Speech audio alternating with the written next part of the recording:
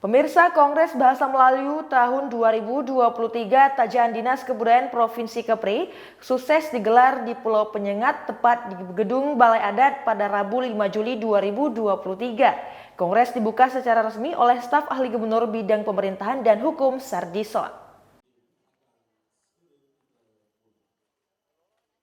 Mewakili Gubernur Kepri Ansar Ahmad, Kongres Bahasa Melayu tahun 2023 dibuka secara resmi oleh Sardison selaku staf ahli Gubernur Bidang Pemerintahan dan Hukum.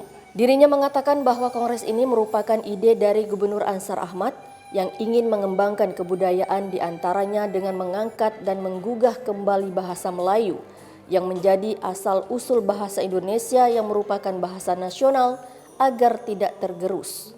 Sementara itu, Kepala Dinas Kebudayaan Provinsi Kepri Juramadi Esram mengatakan bahwa Kongres Bahasa Melayu digelar sebagai pengingat kembali kepada generasi muda agar melestarikan bahasa Melayu di samping bahasa Indonesia sebagai bahasa persatuan. Mudah-mudahan rekomendasi nanti bagian akhir dibacakan dan disepakati itu bisa mewakili kepentingan kita semua. Ide seminar Kongres Bahasa ini kan juga ide dari Pak Gubernur. Berarti memang Pak Gubernur itu kan ingin menerjemahkan apa yang menjadi misi dia waktu kampanye itu, yaitu masyarakatnya makmur, kemudian juga berbudaya itu. Jadi berbudaya itu salah satunya mengangkat kembali nilai-nilai kebudayaan hakiki yang ada di Kepri ini. Salah satunya bahasa Melayu yang menjadi puncak dari bahasa awal dari bahasa nasional kan. Oleh karena itu digugah kembali karena memang bahasa Indonesia sudah secara formal diterima, tapi dalam perkembangannya kita jangan sampai tergerus sehingga memang pengakuan bahasa Indonesia dari bahasa Melayu itu nanti hilang.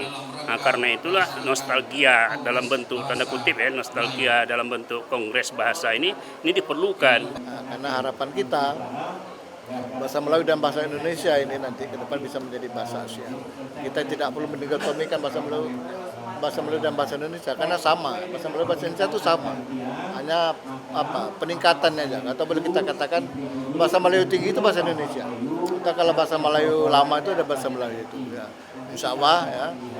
Memang sudah ada kesepakatan antar beberapa negara di ASEAN ini.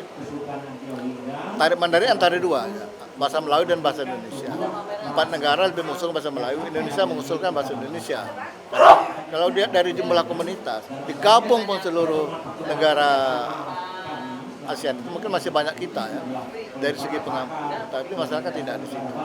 Ya, kita mendorong bahasa Melayu dan bahasa Indonesia itu dari versi kita sih, tapi tentu kita akan patuh dengan negara. Bahasa apa yang diusulkan? Berdasarkan undang-undang saya yakin itu bahasa Indonesia, tapi tidak ada masalah. Bagi kita sama aja. Kongres Bahasa Melayu tahun 2023 diisi oleh narasumber pakar bahasa Melayu yang sangat kompeten, yakni Tan Sri Abdul Latif dari Malaysia, Abdul Malik dari Tanjung Pinang, Datuk Sri Taufik Ikram Jamil dari Pekanbaru, Khairil Ansari dari Medan, serta Mukjizah dari BRIN Jakarta. Rizky TV Kepri dari Tanjung Pinang mengabarkan.